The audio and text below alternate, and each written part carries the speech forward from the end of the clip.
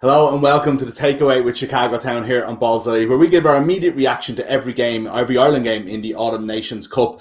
Ireland a bit better today, a win over Scotland. They finished third in the competition. We're delighted to be joined once again today by former Ulster and Ireland centre Darren Cave to chat about a much improved performance from Ireland. We're also delighted to be joined once again today by Darren's former teammate at Ulster and Ireland, Chris Henry, to give the forwards perspective from the BBC in Belfast, where he's just been covering the game. Of course, it is the Takeaway with Chicago Town, so we got ourselves some Chicago Town pizza for the match. This week, we enjoyed the classic takeaway chicken and bacon melt. Darren, over the course of the campaign, we've gone through the entire range now, including my favourite, the tomato stuffed crust pepperoni. What's the best of the bunch for you? The cheese stuffed crust was delicious. People look at the crust, think it's something you leave behind, not want it stuffed with cheese. So that's my tip of the week. Tip of the week. There we go. We've had our tip on the pizza. We'll talk a little bit about rugby, and then we might come back to the pizza if it gets boring at any stage. But you actually, Darren, we got you to send in a prediction before the game, as we always do, and as you were enjoying your Chicago Town, and you sent in Ireland 31, Scotland 17. What was the final score? 31-17, maybe. 31-16. I wouldn't be one. Chris will tell you, I wouldn't be one to give myself a pat in the back or one trumpet. But I've been all right this series. The Wales game, I think I was only a few points out. Maybe I let me down a wee bit against Georgia, a couple of tries short. But all in all, happy. Probably should have been at the bookies instead of eating pizza. But we're not advertising that though. No, not a bad performance at all. 1 point off is, maybe we do this again for the Six Nations. Maybe we'll get one bang on at some stage. But look, the question we want to ask you today, we do want to get your questions in for Darren and Chris. We'd love to hear from you. We're asking today, who are the winners and the losers from Ireland's 4 games in the Autumn Nations Cup? There is just 9 weeks to the Six Nations, so we're definitely going to have to take a lot of learnings from what we've seen over the last 4 weeks or so, and even the last 6 games, if you include the kind of back end of the Six Nations. But Chris, that was much better from Ireland. I think there was a point during the first half where we're like, here we go again. It was 9-3 to Scotland. Ireland just didn't seem to be able to go through the phases. There was a lot of silly mistakes, and then they just turned it on towards the end of the first half and really didn't let up from that. And it was it might not be perfect, and we'll go into the ins and outs of everything that Ireland still need to do to improve, but it was just much better. And it was after the conversation we had last week. It's just it just feels a lot better talking about it after that game. Yeah, of course, it's completely different than last week. You think of the second half of last week compared to what we saw today. Thank goodness, so different. I would have disagreed with Darren. I thought the scoreline would have been a lot tighter. I think Scotland would have come thinking that this is a sort of chance to beat Ireland at home. And I think there's so many positives to take out of today. I think obviously Scotland, the first 25 minutes were outstanding, but Ireland didn't let them play in the second half. Ireland were totally different. Kind of getting back to what with the Ireland that we know have been so good over the past. They were able to get to multiple phases. I think there was times where there were over 16, 17 phases, which we haven't seen in a while. The footwork that the players were doing, some of the you're saying about who's winners and who's the losers. Well, obviously, Keelan Doris has been everything that good that happened for Ireland is around this kid. But there was some of the older heads of this Irish team did really, really well today, and I think the pressure obviously was on them. And likes of Peter Manny, I think could have got man of the match. For me, Sexton, Murray. Showed why they are still so important to this team. And then the second oldest person in the team, Earlsey, I thought was brilliant as well. So, yeah, as I said, it's just really positive the way they were able to hang in there, weather the Scottish storm, and then get back to what Ireland have been good at, and that's putting teams under pressure and building phases and getting the carries in, which we just haven't seen. Yeah, absolutely. Yeah, and actually the carries I think are something that we could talk about. But Darren, mentioning Earlsey there, 2 tries today, a really, really good, outstanding performance. You played with him in one of the most exciting ever underage Irish backlines I think it was 2007, won the Grand Slam under-20s. And to think that he's still, he's arguably becoming a better rugby player every year. And he had an injury, he's been out for a while. You're looking and thinking, is he really going to get back into the Ireland team? Is that where we're going to go? And every single time he does, he seems to come back and be better than ever.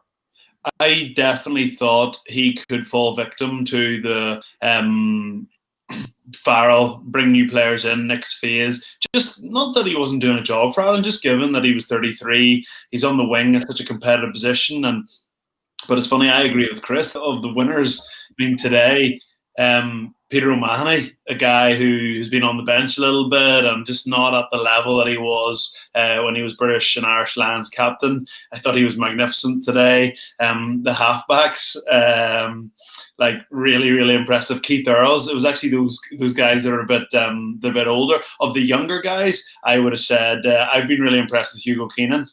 Whether he's going to end up fullback or wing or whatever, but it's good to see him in the team. And Doris as well has been brilliant. But yeah, like Keith Earls is a guy who I think was probably quite close to Farrell saying, "Look, I'm going to look to somebody younger," but not anymore. He's been brilliant. Yeah, he has been. What about that back row then? You mentioned O'Mahony and Doris already, Chris, but like it's the same back row that we had a conversation after the England game. Now, it's a very different Scotland defence, a lot more passive than what we got from England, but they kind of did show that is actually a back row that can actually function together. And, you know, I thought that they were, especially Doris and O'Mahony, it was a very all-round performance. They were good on the ground, they were good with the ball, and I suppose we just haven't seen that kind of ball carrying from an Irish back row in probably too long, really. Yeah, and like it's the counter side is that, you know, Stander moving to 6, we see less of Stander, and obviously we know how good Stander is whenever he's such a go-to player for Ireland for such a long time as well. So for me, you know, Doris has definitely been someone who we just have to play as much as possible. His age profile, how much better he's going to get, the more experience he gets, the better players around him. For me, with the line-out problems that we've had, to have Pete as a 7, you know, Connors has been brilliant. Van der Flyer made a really good impact off the bench today. But maybe putting Pete there and giving him more game time, and you know, he is a leader for this team. You can see what he brings. I felt so gutted for him, not that he didn't get that try. You know, the toe and touch. I think he really deserved to get that try. So no, the back row is just, it's so difficult to know what the best combination. As we mentioned, then, you know, Tagburn, we would have liked to see more of him at 6. So I think for me, it's about a balance, about a combination. It's about trying to get the best out of Doris and Stander, but Pete, you know, credit to him. You know, and I think like the older guys have taken the heat. Peter Manny, Murray, Sexton. For me, like Sexton, the launch plays that we ran today, we haven't seen launch plays like that in such a long time. The way Sexton bossed the team around, the way we were able to get the phases, for me, I know I'm going off topic about back row, but for me, it just re-emphasised again, this autumn, we wanted to find out sort of depth charts and pecking orders, and the one disappointment, I guess, out of these 4 games, that we still really don't know who's coming after Johnny and Conor Murray. Yeah. And it would have been so nice leading into, you said 9 weeks till 6 Nations, like that's nothing. It would have been so nice to have known, right, who is really going to make the step forward after those 2, and I don't think we really know at this stage. Yeah, I was talking during the week to both your old teammate Stephen Ferris about this idea that Johnny's talking about going to the next World Cup, Darren. And like as I said, like fair play to Johnny. That's what he should be thinking. But from an Irish perspective, it's like you want somebody coming and taking that shirt off him, or at least fighting him to it. And it's just not happening at the moment. And given that he is 35 and there's kind of like, he's still easily Ireland's best number 10. He was there to take Ronan O'Gara's shirt off him all those years ago, but there's nobody coming for him, and it is still a kind of a worry. Yeah, and I think I have felt a little sorry again. It's probably not like me to sit on the fence, but I think like Joe Schmidt still is coming in for flack for not developing the next 10. But people forget how well Joey Carberry was playing pre this injury saga. People forget how good Paddy Jackson was playing before he went to London Irish. Like people, you know, there's kind of a real void there. Like Ian Madigan went to Bristol, so there's been a real void behind Johnny Sexton for this next crop. I still feel, and I try not to put on my Ulster tinted glasses too much. For me, I think Ross Byrne's a really, really good player, but I'm just not convinced. Just at international level, I think at Leinster he gets an absolute armchair ride, and I think at the minute it's probably Billy Byrne. Billy Burns is next, but as Chris said, it would have been nice to know. You look at scrum half, Jameson Gibson Park had a pretty decent autumn, but he may go back and sit on the bench for Leinster. So you know, who's going to be thereabouts in the Six Nations? We don't really know, and that's just to go back to our previous point. Like Conor Murray, he's a guy who it's probably been 12 or 18 months before like the majority of Ireland can just put their hand up and say, this guy is 100%, no doubt, the best scrum half in Ireland, and I feel after today's performance, not making any rash decisions, but for me, he is the best scrum half in Ireland, and if he can continue the form he showed today through the Six Nations, I think that's only a good thing for Ireland. Sure, yeah, and it's not as if these guys are poor players. It's like, you want to be a very good player to be better than Conor Murray or Johnny Sexton anyway. But just quickly on today again, Chris, just on kind of more specifics before we move to the overall. Did we see enough from Ireland today without it being like a full, brilliant 80-minute performance that didn't have its flaws? Did we see enough to know that the issues that seemed to be there that we were worrying about over the last couple of weeks, be it the breakdown, be it the line out, the scrum, the phases, everything like that, that we have enough of the fundamentals there that we can turn it on and that those issues can be put into the past? I think still it's the biggest question mark is who we're going to play, because I think the Scotlands, the Wales, these teams, yes, we will beat, because I think that we have smart rugby players, but it's whenever we come against the big powerful teams, the Englands, the Frances, the Southern Hemisphere big teams, it's do we have the power plays to get control of the match? And that's I think is still going to be our Achilles heel, is will we match the physicality and the power athletes when we come up against it? Because would we, if we played England today, like France and England tomorrow, if Scotland or ourselves playing at our best, playing in either of those teams tomorrow, if they're playing at 90%, will we win? I don't think we will at the moment. I think there's so much talk about Darren evolving, and I think we will. And I think Farrell, it's great that he's got a bit of pressure off him, and we will get better for leading into Six Nations. But it's just you're asking, are we answering questions? Well, when we get it, the likes of England with the Togis and Launchburys smothering us in lineouts and dominant tackles, and whenever our big ball carriers, other than the guys that can obviously Doris example, will we get gain lines? Those are the questions when we come up against the big teams. So I think it's right that we're really positive of what Ireland have done, especially compared to how low it was last week. I just go, when we come up against the game with the top teams, are we going to be able to physically match them and the power of the power athletes? Yeah, and Darren, this is something that we've talked about through the whole series, really, is that, your take on it is that, Ireland are probably good enough to beat Scotland, to beat Wales and all this, but, ultimately England and France are probably just a step ahead at the moment. And I suppose Andy Farrell's job and the players' job over the next 9 weeks and so on and over the next year or two is to somehow kind of bridge that gap. But that gap has happened quite suddenly. And I think sometimes as fans and pundits and everything like that, we're kind of taken aback a little bit that, we've been passed out fairly significantly over the last 18 months. Yeah, and I don't want to be repetitive for our millions of viewers who've been tuning in every week, but that's just where Ireland are at the minute. If you forget about the Southern Hemisphere for a second, Ireland, I think England and France are probably as strong as they've been for 10 or 15 years. And I think Ireland are probably the opposite. And that's big, Ireland used to be up here and these ones were sort of there, and it's completely flipped on its head now. And we're just not as good as, sure, we could beat them on a one-off day, but if we were to consistently play them, we're not going to beat them regularly. And interesting, Mick, we were chatting about Johnny Sexton's interview after the game as if, they are out to get him. And I do think that's part of Johnny's mindset. I do think that's why he is, one of Ireland's, he'll probably go down as one of Ireland's best ever players, because that mindset, that mentality, everyone's out to get him. It's the world against Johnny Sexton. It's the world against the team. And that's in his head, and that's where his motivation comes, and that's what drives him every day. It's not real, but that's what he convinces himself of. And when I think some of the media have been harsh, but I think people, are coming to terms with the fact that I think Andy Farrell's got the right idea.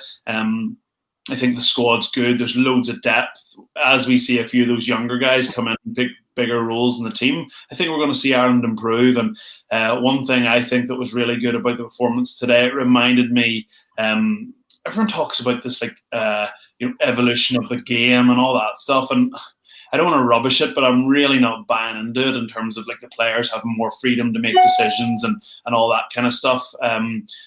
I just think to win Test match rugby, you just don't make a lot of mistakes.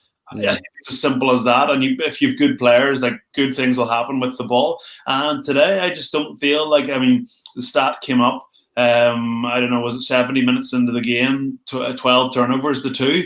And despite a lot of the well-organised stuff during the success of the Joe Schmidt era, a lot of it was down to just winning small wee battles the whole way for 80 minutes and not doing silly stuff and watching other teams capitulate. And that was what I was really impressed about today. I just thought we didn't really do anything stupid. We played poorly in the first half, but we somehow got in front, and that's a sign of a good team. So that was the thing I was probably most impressed with Ireland today. Yeah, and kept it going for the second half, which obviously they didn't do last week. But I actually want to pick you up on that Johnny Sexton interview, Chris. You wouldn't have seen it, but he was just on RT after the game and kind of just had this like a go and saying the players have a different idea of where this team is than the media do. Had a little go and then kind of explained out how we weren't where we needed to be, and ultimately kind of like need to go, and we won all our home games, but we didn't do enough in the two England games and the France game.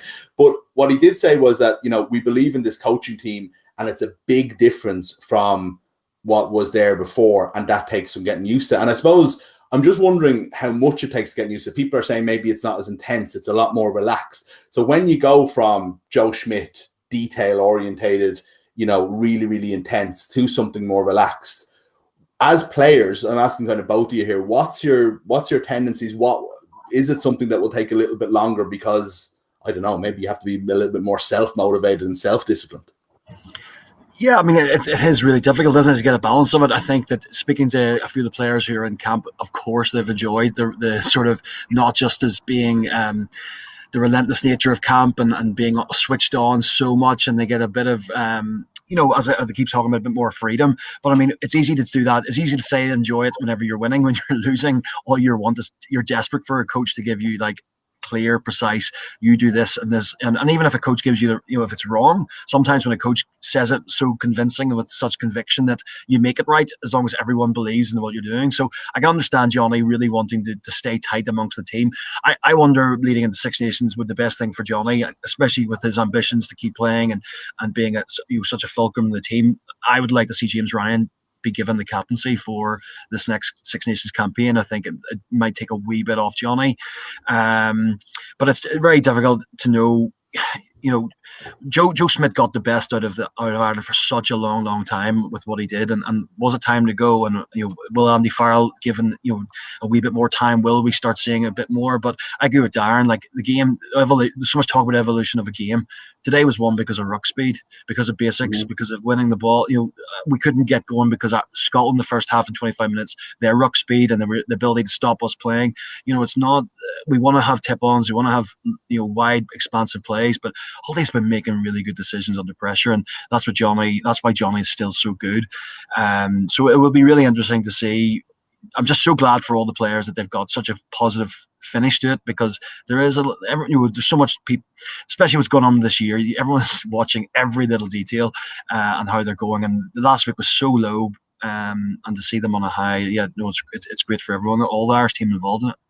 Yeah, definitely. It's something to kind of build them up towards for the Six Nations. But Chris, we're going to let you go because I know you've been commentating on the game. You got to go home to get the dinner. We'll keep Darren on. But before we go, I just want to ask one question.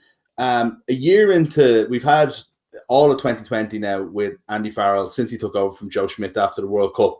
Progression or regression?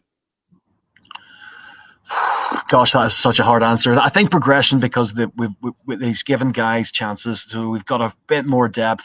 Like even our Erica Sullivan today, like how brilliant is that as a kid?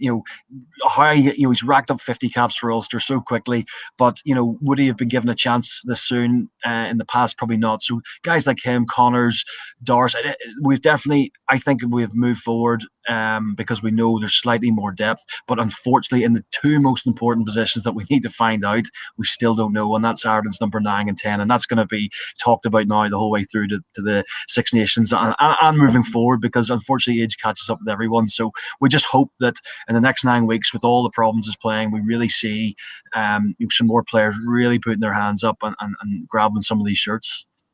Absolutely. Well, listen, Chris, we really appreciate you joining us for the last couple of weeks, and safe home. And sure, grab yourself a Chicago town on the way home anyway. Get a good dinner into you.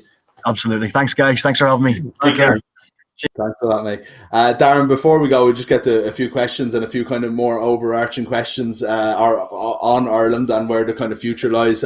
Paul Tierney is saying, so fortunate to have Doris playing as well as he is with Stander. He called the 14-point win very nearly. And Fred Sharkey asking, what is Andy going to do for the next 9 weeks?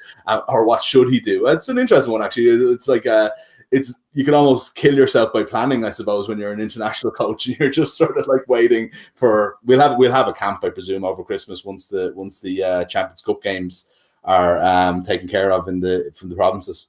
Hopefully, if I was him, I'd be getting myself to Dubai for a couple of weeks, on holidays. But that's how, in my experience, it'll be work. There'll be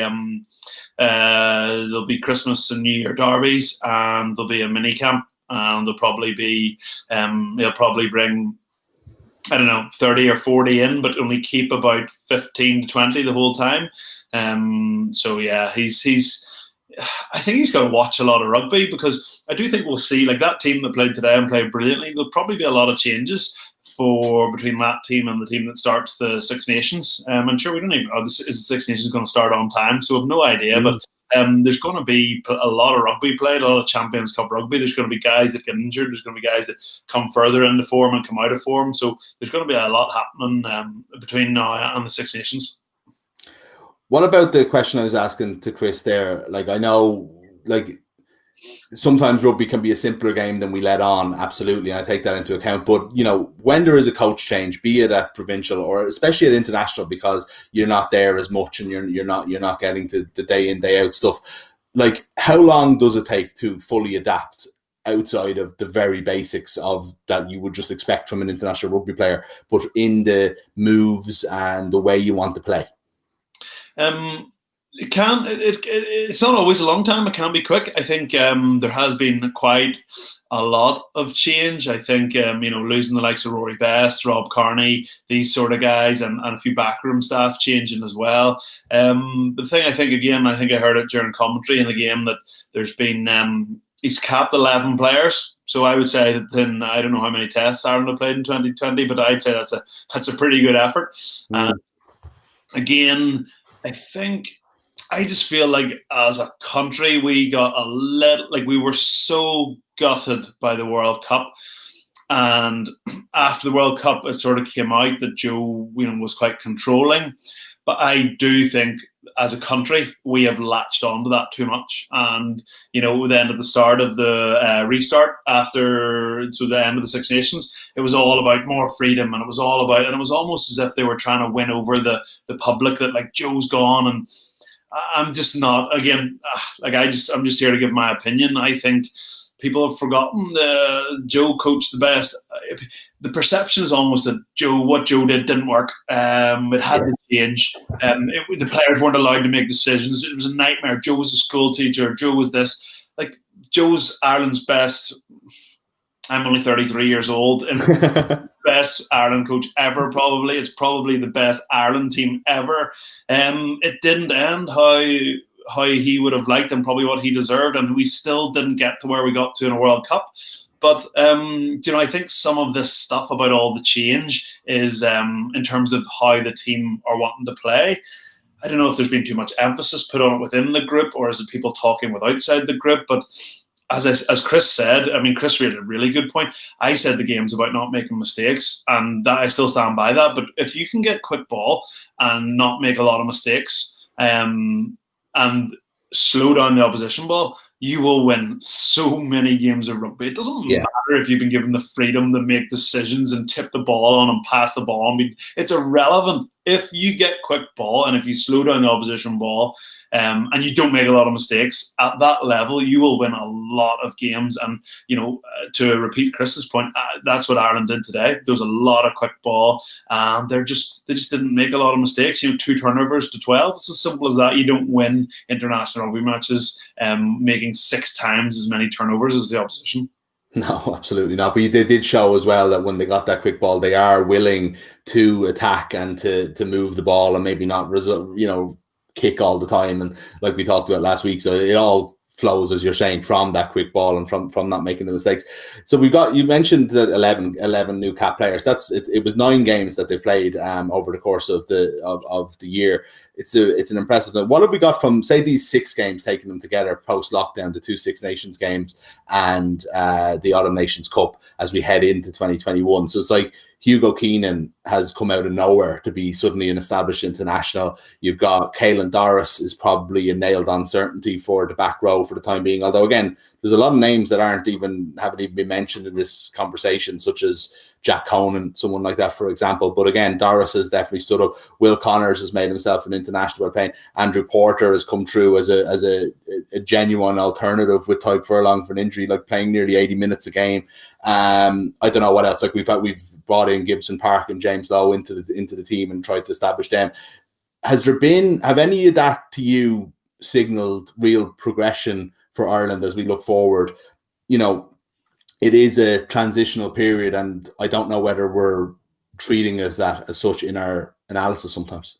I think there has been. I think the fact that Tadhg Furlong hasn't played has probably been a good thing. If Tadhg Furlong can get back to his best, he's a guy who is rightly spoken about as one of the best in the world. So it's nice to see. You know, what are the guys like? You know, we know if he's fully fit, he's our best tight head. So like, give other guys the opportunity to play. And Porter's done pretty well. He's played a lot of rugby, and I've been pretty impressed with him. We'll go in circles about the back row, won't we? But there is something I really, really like about Doris. Like, he's a big lad, but you know, for an international back row forward, he's not huge.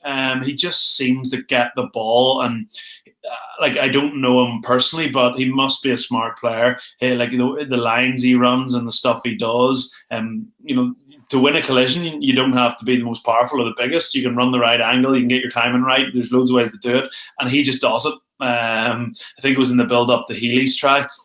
He made a lovely half bust, a lovely surge. I like him a lot. Again, with Keenan, you know, as we go towards the Six Nations, like, I think Jordan, I still feel like I like Keenan. I wouldn't mind seeing him play at fullback a little bit. It'll be interesting to see at Leinster. I'm not sure when it's going to be. Larmour's going to be back, but it'll be interesting to see if Keenan get a few games at fullback. I wouldn't mind seeing Stockdale on the wing and Keenan back at fullback. But again, Larmour's got a back coming out. We haven't seen a lot of Andrew Conway. Earls is playing some great rugby. There's a load of players there, so I do think. Listen, there are a lot of positives. What would I have liked to see more of was just probably, it got to the stage where this game, I wouldn't say it was make or break, but and listen, ultimately the team responded brilliantly to the pressure, but there's quite a lot of pressure on Ireland today. Yeah, it should have been a game that we said, look, go out, like, make mistakes. Play young guys. Like, it wasn't a Six Nations game against Scotland, but it didn't. You know, it was like, if we'd lost that game today, it would have been seriously bad times.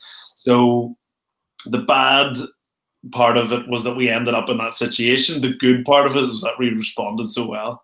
No, absolutely. Yeah, that's a very good point. I suppose I was looking through the team leading into it and sort of say, what have we learned? What have we nailed down? And it's like, you know, I thought there was like the entire background, the entire back three is going to just a lot of options there. There's going to be questions for a while. We've got the same question we've always had in the centre with the three fitting into two.